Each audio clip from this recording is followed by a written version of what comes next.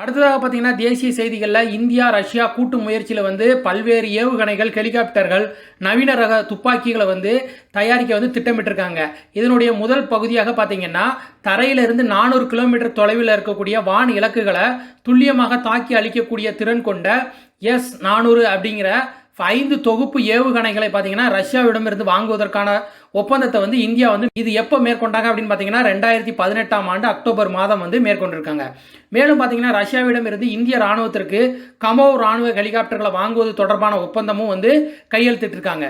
இந்திய ரஷ்ய கூட்டு முயற்சியில் 7 லட்சம் AK-47 203 ரக துப்பாக்கிகளை இந்தியாவில் உற்பத்தி செய்வது தொடர்பான ஒப்பந்தமும் கையெழுத்திட்டிருக்காங்க.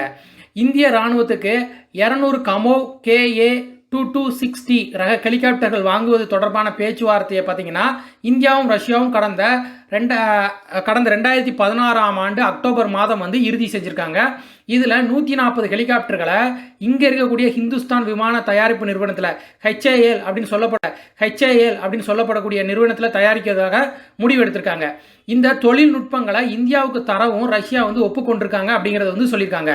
அதே போல் அடுத்த ஆண்டு பிப்ரவரியில் பார்த்தீங்கன்னா பெங்களூரில் நடைபெற இருக்கக்கூடிய ஆசியாவின் மிகப்பெரிய விமான கண்காட்சியில் பங்கேற்க ரஷ்யா மிகுந்த எதிர்பார்ப்புடன் காத்திருக்கிறது அப்படிங்கிறதையும் சொல்லியிருக்காங்க.